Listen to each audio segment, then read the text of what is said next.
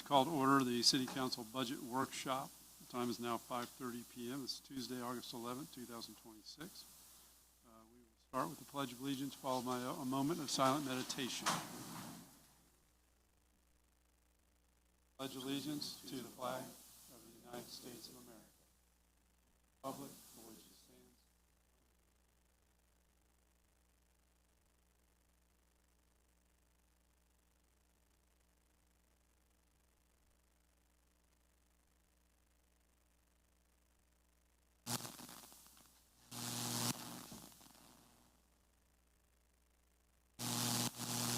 Okay, we'll start out with roll call.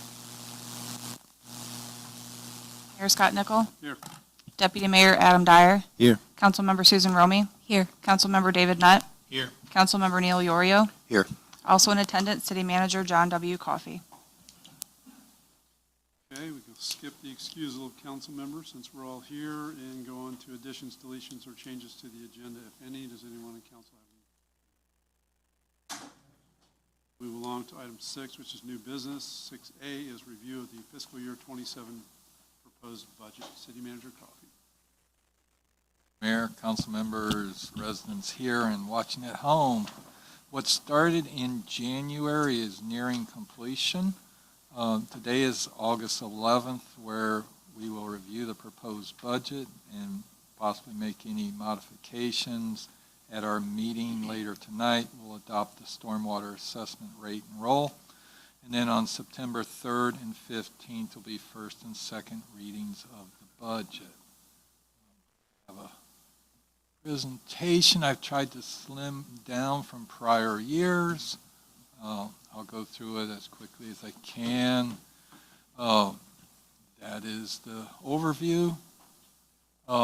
Changes from the April 5-year plan workshop. General fund revenues increased slightly. Expenditures decreased slightly. Part of this was we had a larger projected deficit with the state appropriations being funded at 50% of the request. We made some reductions and deferrals to bring the budget in line. No significant changes to the stormwater fund from April, and the ARPA fund is officially closed out as far as budgeting goes.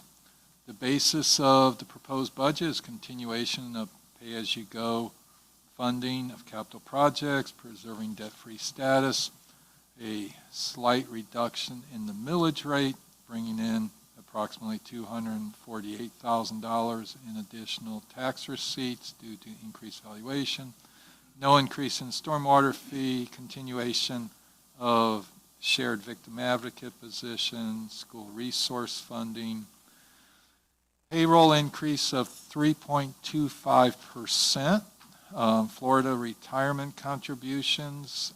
Most of the classes went down slightly.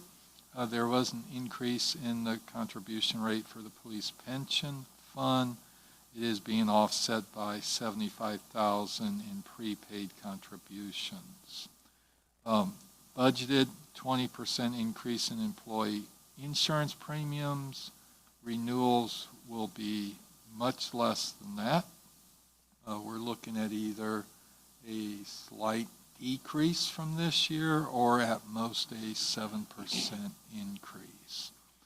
We have budgeted 6% increase in liability workers' comp property insurance due to higher salary, wages, and property valuations. And no new positions. There's fully funding a couple partial positions from last year and recognition of the decrease from the dispatch transition last year. And use of $812,500 of fund balance this year to complete the fire annex project. Property valuations combined with new construction, just under 3%. You can see the chart that although the valuations go up, the growth rate has considerably slowed. Interestingly, beachside homes have gone up in value where parts of mainland properties saw decreases from the last year. General fund overview, 19,000 in revenue is budgeted. That does not include that fund balance. The percentages this year are all over the board because of the planned muck removal project. So when it says a 38% increase, that is because of the muck project. When you take out one-time revenues, it's only a 2.34% increase. There is, for folks who like spreadsheets, the breakouts of where the money's coming from. The intergovernmental line there is where the muck Save Our Indian River Lagoon grant funding is located. Changes, as I talked about, 5.2 million addition in intergovernmental relations, largely related to the Sorrel grant, the state appropriations being offset by one-time grants in 26. When all the one-time money is removed, it's actually 7% lower than last year. Ad valorem taxes, 3.15% higher than the 26 budget. Homesteaded properties will see a 2.96% increase in their tax bills. So taxable assessment, a home with a taxable assessment of $546,000 would pay an extra $86 to the city.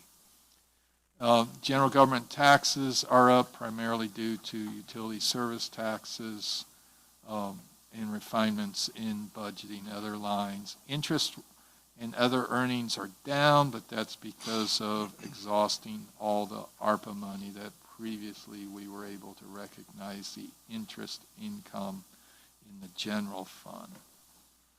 On the expenditure side, again, here's the chart that only people who love Excel will like to look at. The things I'll call out is that the decrease in the police department is the result of transitioning dispatch to the sheriff's department with annual growth in personnel costs. The increase in information technology is related to consolidation of web-based subscriptions. Here is the pie chart that normally the capital outlay is a much smaller sliver. In typical years, police and fire are close to 50% because of the muck removal project, and the annex project, those are down to about 23%. Changes from year to year, as I mentioned, information technologies is web-based subscriptions, consolidation, and most departments are very lean as far as additional increases in operating costs. These increases are primarily personnel driven. The general fund is balanced with $231,000 in contingency, split between the traditional city manager's contingency line item and a new $75,000 for public works unforeseen capital projects. The listing of projects planned for next year, right off the bat you see $6.3 million in the muck removal. We are in the process of pulling together another water quality grant proposal that we hope to get funded that will enable us to do more muck removal as the project commences. The last funding of the fire annex, a second year funding of the ladder truck, and then some of our typical expenses. The replacement of the main pavilion at Millennium Beach Park is a sizable one-time project. And then I've listed all the other projects just for transparency's sake. Ending fund balance this year, meaning end of September, is estimated to end with $13.7 million in the bank, which is $1.6 million less than last year. This is the result of planned use of fund balance to finish the Algonquin Sports Complex and the current year's funding for the Annex project and roll forward projects. When use of fund balance is removed from the equation, which is not easy to put up on the screen, revenues exceed expenditures by $75,000 on paper. When you get the audit next year, you'll not see that $75,000 because they'll focus on overall revenues and expenditures. Stormwater utility, the budget is $1 million. That is not that we're planning on spending $1 million, but a conservative $600,000 grant receipts for the baffle box to be recognized next year, along with our assessment fees. On the expenditure side, we have our routine maintenance, rain barrel, waterfront buffer matching grant program, capital improvements, and reserves to fund projects in future years. And in November, we will be placing roll forward budget amendments on the council meetings for consideration that will recognize budgets from prior years that have not been expended. Specific capital projects for next year is the second to last year of the Big Muddy seawall replacement, additional money for pipe inspection and slip lining, pipe repairs, additional funding for school road drainage project, and as mentioned, roll forward money of the CCTV pipe and slip lining and unexpended money for school road drainage project. The reason you see all the money for this year's CCTV inspection project being rolled forward is we wanted to combine 2 years of budgets to be able to get some work done, and also looking forward to having a stormwater continuing service contract in place for engineers to help us scope that work out. On the personnel side, as I mentioned, no new positions. In the manager's office is fully funding the communications person and additional part-time hours in the fire department. That's what I've summarized.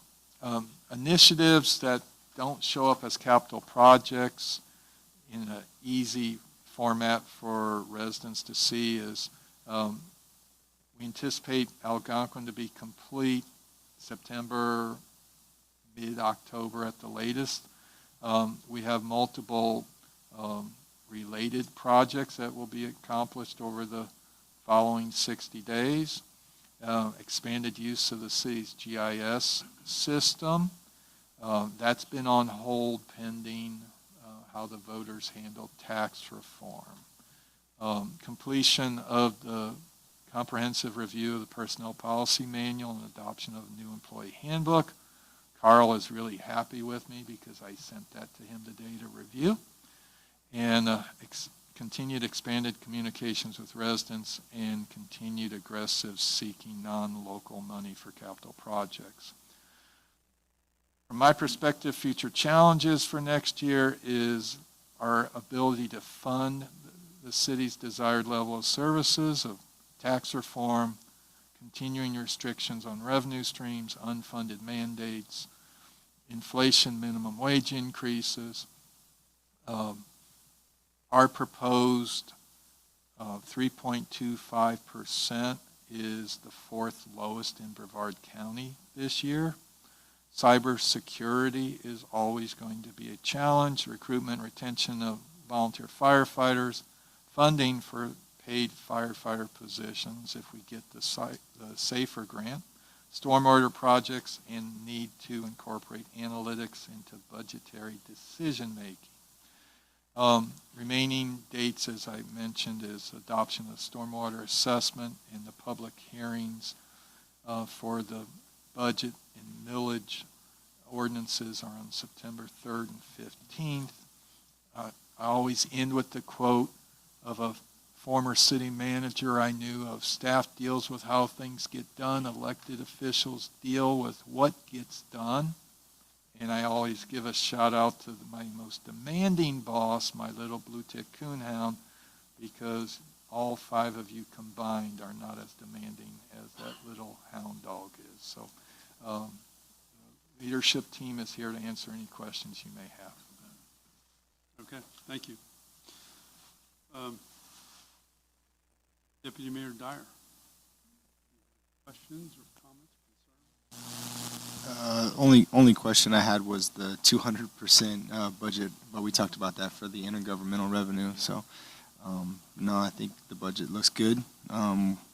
We continue on with the city's vision and plan for what we have in the future with the Algonquin Sports Complex, muck removal, and the fire station annex, all while being mindful of the potential property tax reform with the tax reduction. So that was it. I agree.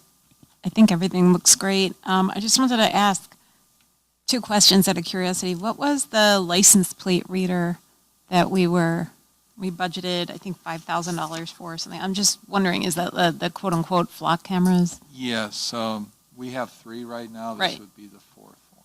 Okay, in Algonquin? No, Chief. Okay. Sure. Got it. Right. Sure.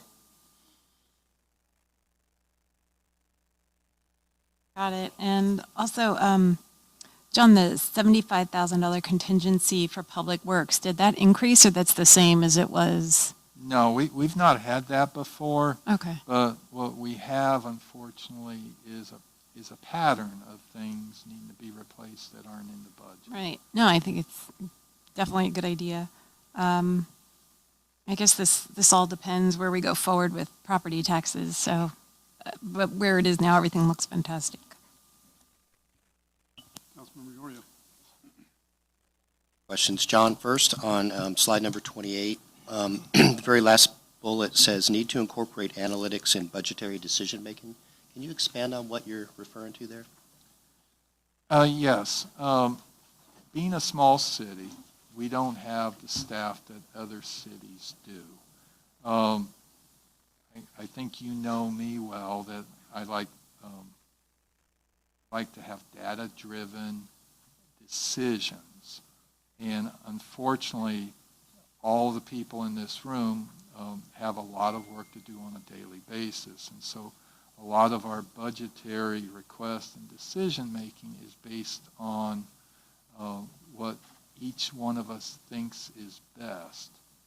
And I personally don't believe that's the easiest to defend to critics who want to paint with a broad brush of saying inflation is 1.2%, your budget shouldn't go up more than 1.2%. Also, I think going forward we need to devote the time to question some of the things that we've always done certain ways. One of the things Mr. Scaldo's doing is he's going out for bid for the right-of-way maintenance contract because historically we have subsidized FDOT's mowing. FDOT gives us a check, and then we pay somebody much more than that check to mow and take care of FDOT roads. And the contractor we've used does great work. It's just are we getting the best bang for the buck? And it's hard to go back to FDOT to say you're not paying us enough to do this without having competitively bid it. So it's a long-term goal to have a process that folks can see the rationale behind it versus trust us, we're from the government, we know what we're doing, we're here to help. Thank you, John. That's exactly what I was wanting to hear. Data-driven decisions are really the key to success, and it's how I basically spend 8 hours of my day every day of the week. I have another question too, and this has to do with the Algonquin Sports Complex. There was a meeting that was planned for tomorrow night regarding the East Side landscaping project, and I think that meeting was canceled, correct? My question is this. We had a number of people show up at a city council meeting expressing concern about the west side of Algonquin Sports Complex and providing a landscape barrier there to provide some privacy and security around that walking path. And in the budget, it shows that there is a $50,000 planned amount for the east side of Algonquin Sports Complex. Is that amount of money going to cover just that portion of the project, or could that money be used to create a larger footprint of landscape to provide that landscape barrier? Yes, that is correct. It was budgeted for the east side at that time. Whatever we have left over will be going to the west side. I can't tell you exactly how much that is. We have some of a plan what we're going to be doing there. The problem with some of that is hydro seeding. What the contractor has done, he's put some topsoil on top of the sand. The sand there, if anybody knows with hydro seed, it doesn't do too well in sand. Sand is a drainage, the water goes right through it.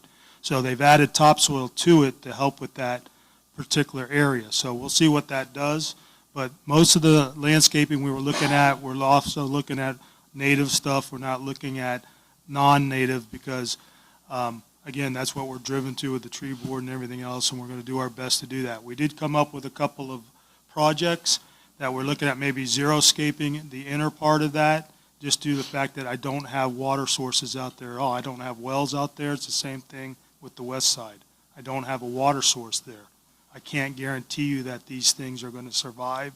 If we get in the pattern of cold spells again, we're going to lose a lot of stuff, and I don't want to keep spending, good money after bad, or whatever you say it, to keep replacing the stuff. It's just not worth it. We've noticed a lot of stuff that survived through the cold stuff that we're going to kind of recommend. I know we have a lot of people that want certain things, but again, the maintenance on it, we're trying to keep it as low as we can, but at the same time trying to accommodate the people around that facility. Again, I have to do the maintenance. I'm short-staffed at times. I don't have a lot of people to manage that because we're doing other things in parts of the city with other parks, trying to maintain quality of service for our residents and stuff like that. So it's very hard. That's why you see me out there, and I'm sure some of them see me out there in the morning with my crews, doing what I can to help out to get the job done. So, and answering your question, so yes, the $50,000 was sent for just the east side at this time for the landscaping. It was not set up for the west side at that time. Are you including or involving the Tree Preservation Board in the plan, this landscape plan, for their recommendations? Absolutely. I've invited, I'll have them. I also invited the garden club. I want everybody on board, the council people. Again, we want to be on the same page here. I don't want people coming in, interjecting stuff, that it's already been decided or whatever we're going to do. Everybody's on the same page. The meeting we had, unfortunately, we had to cancel it. We had, I think, from using our old list, we had close to 10 or 12 people. We only heard back from 2. So some of these people might be seasonal people who aren't here all the time. So we're going to reschedule that meeting for a later date where we can get a majority of people here so we can talk about what we're going to do and come up with some ideas. Was the $50K a limit that you were given for this plan, or is that something you developed as part of your portion of this project? I developed that. I think that was a good number to put in considering the cost of the plants that we were looking at just for that east side. If you're gonna do the west, then it would probably be double that then. I think I came up with a number last time in a meeting, what it would cost, because Quincy and I kind of narrowed it down to our hedge thing, it was around 50K. If we were to increase that amount to cover the west side as well, that could be combined with that 50K, maybe get a Sure. little bit of buying power Sure. in terms of volume. But we only have 50K for that side. Just- Is there room in the Algonquin Sports Complex to increase that amount to provide that vegetation buffer to the folks on the west side? I think it could be, but again, the problem I have there, Mr. Arroyo, is sprinkler, water source. I can't guarantee you, we could put in anything you want to put in under that with the 50, but I can't guarantee you it's going to survive. There's no water source there. You're relying on seasonal stuff, which you know how that goes. John, is there budget money in the Algonquin Sports Complex to cover an expanded plan for the vegetation And buffer? that's what I was going to say. I don't want to jinx myself at this point, but I did include a cushion in the expansion project that, keep my fingers crossed every day, I don't think we're going to have to dip into. So there is some flexibility in that. Seems like we could come up with a good plan to cover both the east and west side with the budget that exists and maybe a little bit of augmentation. With plant recommendations from the Tree Preservation Board for things that are drought tolerant and can survive those conditions, I think that would be very worthwhile for us to do.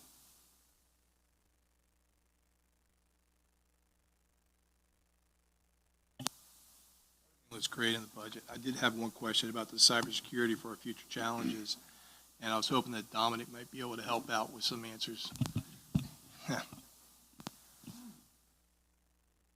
So, Dominic, can you tell me exactly what that entails? Specifically, is it for emails? Emails are part of it. Is it a large part of it? Because I know that email security and malware is a big thing.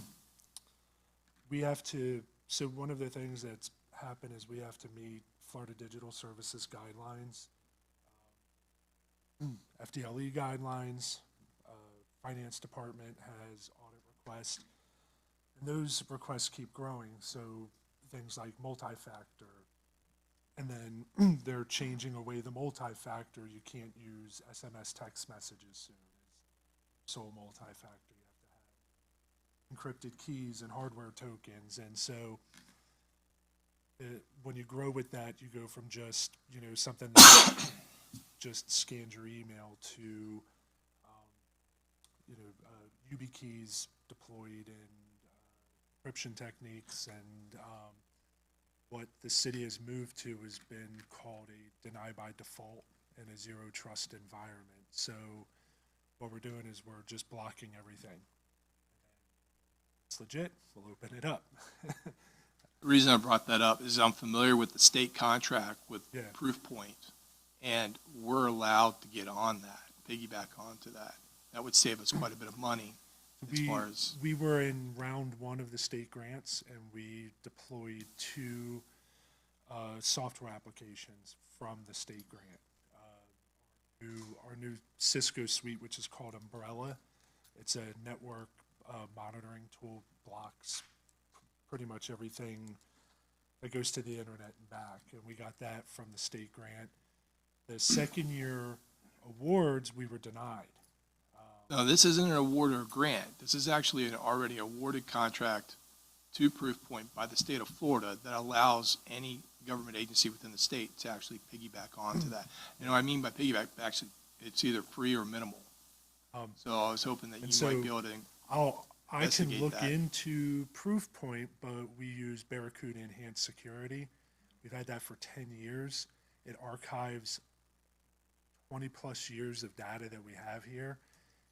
That migration and moving all the mailboxes over may not be feasible for a department of 2. I think So- security kind of outweighs the data transition, Well, we don't have no security. right? We have Barracuda Suite. What I'm Right. saying is if we're going to make a lateral move, Right. with the personnel that we have, that may not be possible. If we Understand. already have something in place, that doesn't mean I won't look into it and see if it's worth it. If it's a better security suite and it's free, or it's a better security suite and it's feasible for us to move everything over there and then it's free, then of course we'll do it. Okay. I'm just looking at cost savings measures, and that's what I want. And if we can help with that, that'd be great. So That's all. I just attended a grant program last week put on by the state that was about those types of awards and stuff. There's a lot of destabilization when you get into cybersecurity changes. So the way that everything is configured, switching an endpoint security program can break the whole system. It's once you have it set, and just uninstalling an old one can break everything. Correct. If you I'm really familiar. lock down a machine and you want to install the stuff that locks it down, it take you I days understand. per computer to get the stuff off. So I will look into it and I'll reach out to you and see. I And if it's appreciate it. worth it, then I'll give John a project plan to see what the migration is. Thanks, Tom. I appreciate it. Yeah, I thought the budget preparation was done very well. Everybody did a great job with that. So, no real comments to make. The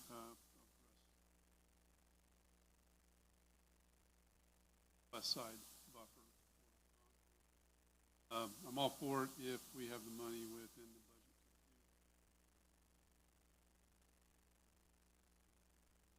budget. Go and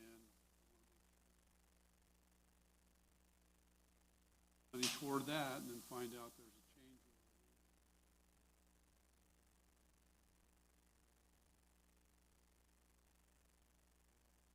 order. Monetary change orders for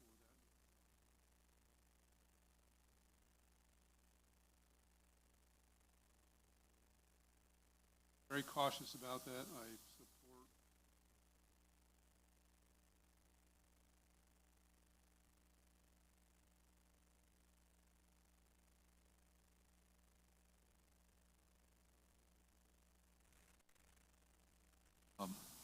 Touch on the health insurance that I talked about. Right now, well, let me make this to where we can read it. Right now, we have a budget based on a 20% increase in health insurance premiums. We have we looked at many different plans. We have 3 plans. This Florida Blue is the renewal. And the reason, let me back up and say, the reason you have these numbers and then the broker estimate numbers is the broker takes the folks who have insurance right now and they run their calculations status quo. They count 51 people with health insurance. We have 8 people, either through vacancies or new hires, who aren't on the plan. I factor in all 59 people who we anticipate taking our health insurance. So that's where numbers get a little different. But in essence, our highest cost renewal is Florida Blue. That's $14,000 of a savings of about $158,000 in our budget. United Healthcare is by far the cheapest, which has a $330,000 savings, but people who go to use their health insurance are going to pay a lot more throughout the year. And one of the concerns I always have is recruitment and retention. And folks look forward to their pay adjustments in October. And one of the things of public sector employment is sometimes, some years you go through where your raise is less than your increased cost of family coverage. It's a fact we don't like, but it's something that financially we have to live within. Cigna is a plan that we're looking at right now. We're trying to verify that everybody's primary care physicians and doctors that they use a lot are in that plan. That's actually less than what we pay now for Florida Blue. So there would be a savings there of about $180,000. This is the chart of planned non-public safety employee raises in Brevard County. Don't ask me what's happening in Rockledge.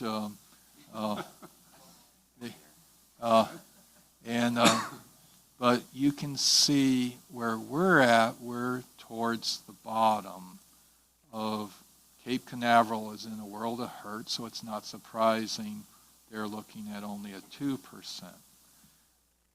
One thing you may want to consider is we have a 0.25% COLA that is costing us $12,000, and this compounds every year. We potentially could take some of that savings from health insurance and move the COLA up slightly. I'm not recommending we go crazy and become Cocoa or Rockledge, but I do think employees would appreciate possibly rounding up to a 4% increase. We go back to the savings. If we go with Cigna, we have 183,000 savings in budget. So if you round it up to, we have this built into the budget. So if we put another 36,000 into the budget for salaries, that would give everybody a 4% increase. We still would be on the, we wouldn't be crazy, but we'd be middle of the road of West Melbourne, Cocoa Beach, Indian Atlantic. So that is something I just wanted to bring to your attention and see what you thought of that.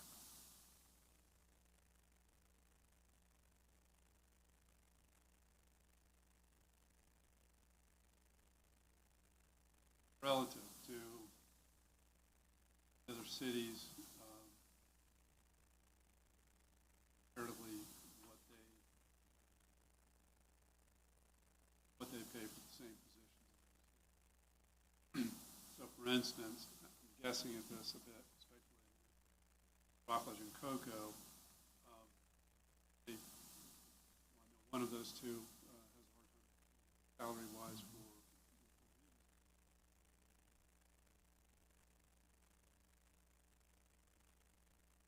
the salaries to where they should be, the wages to where they should be, or start getting there at least anyway. So that may be why you're seeing that jump. Position to position, we don't know what, I don't know what's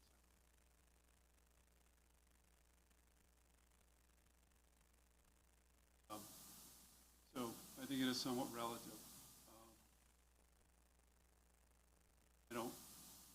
I'm always going to be a proponent of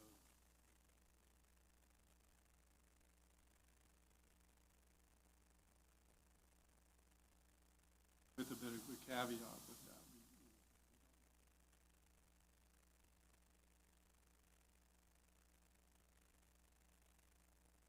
Surface right now.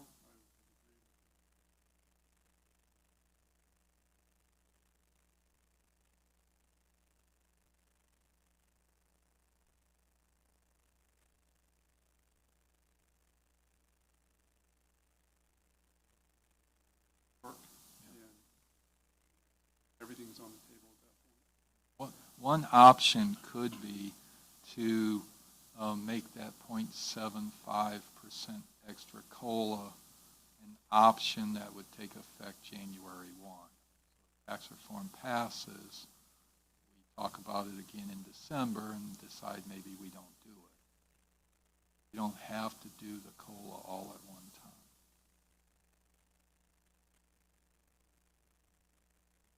That also brings this year's cost down because you're giving it for 9 months versus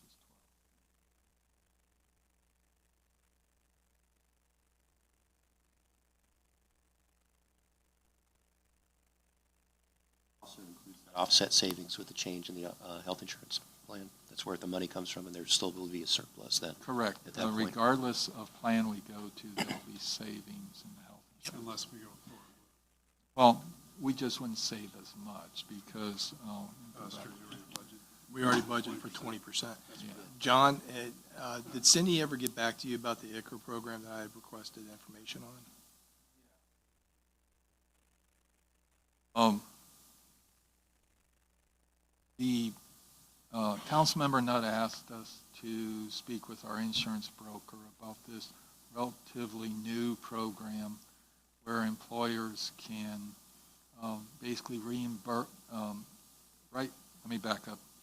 A traditional plan like we have is the city has a contract with an insurance company, and the employees select from plans that we approve.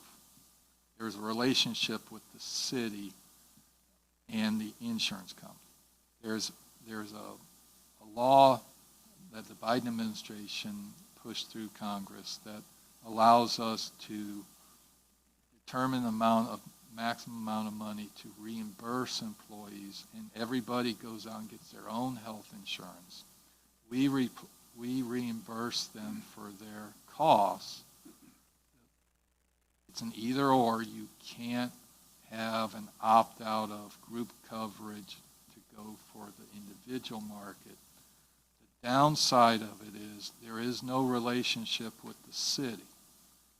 Right now, if someone has issues with coverage being, a procedure not being approved or billing issues, our broker through the city can intervene and work it out. And that's one of the things our current broker has provided very good service over the years with.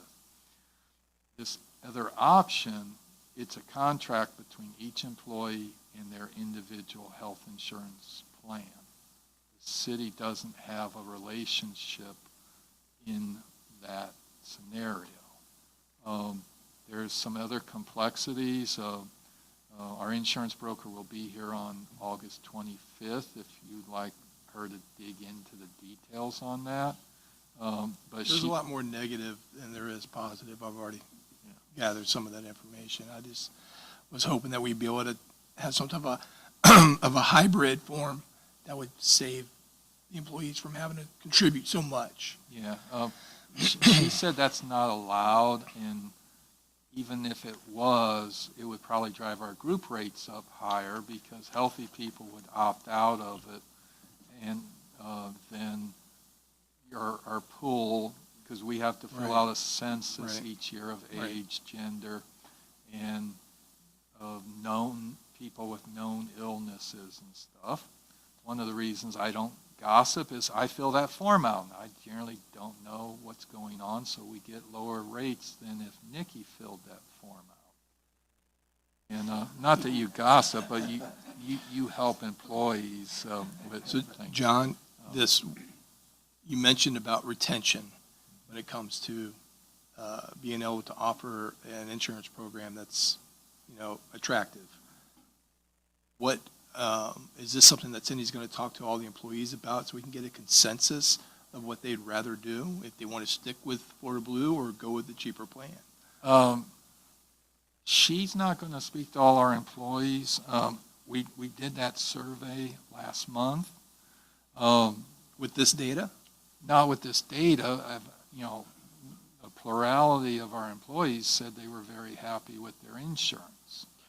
I'm sure that they may have some people that may have a different opinion Yeah. if they knew how much money was not being taken out of their check for health insurance. And that's the issue, that you have a different opinion of single versus family coverage and young versus older coverage. Correct. A young single person, they never go to the doctor in the year. They don't care what their maximum out-of-pocket is, what their co-pays are. When you start to get to my age, you go to the doctors more often, and you start looking at that maximum out-of-pocket.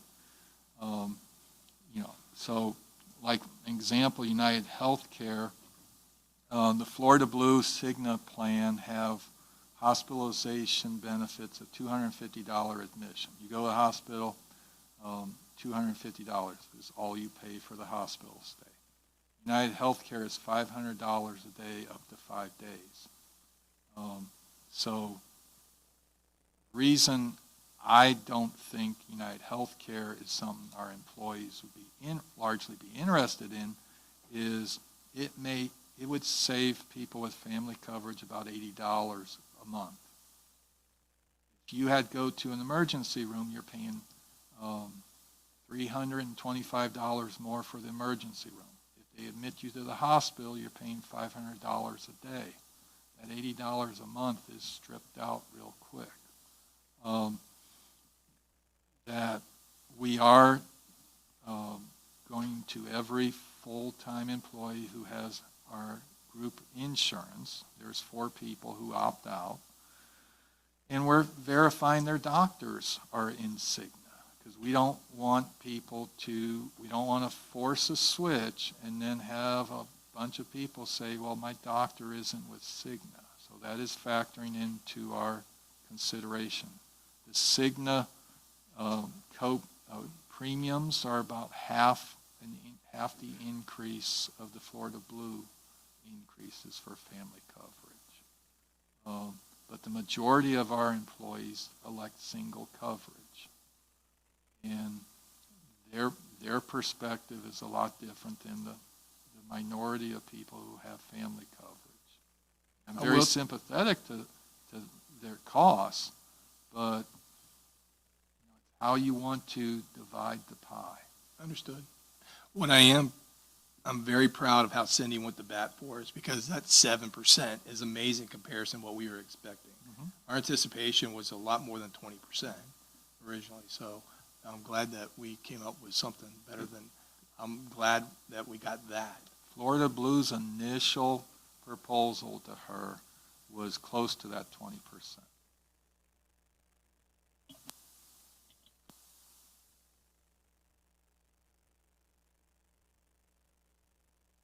Yes, I would like to just say thank you to each and every one of you guys. I truly do appreciate all the work you guys do. I think we got some of the best staff, and I would definitely be in favor of the rounding to the 4% after the first of the year as well. But I also just would like to take a second to commend Todd for your approach. Over the years, I've noticed a willingness to work with the other agencies, and I appreciate that, sir. So thank you.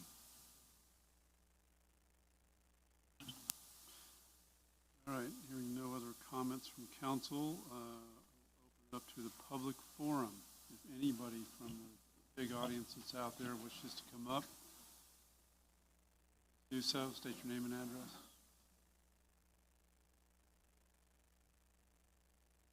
address. All right, hearing none, I would entertain a motion to adjourn. I'd like to make a motion to adjourn. Second. Motion by Deputy Mayor Dyer, second by Councilmember Nutt. All those in favor signify by saying aye. Aye. Those opposed, same sign. Motion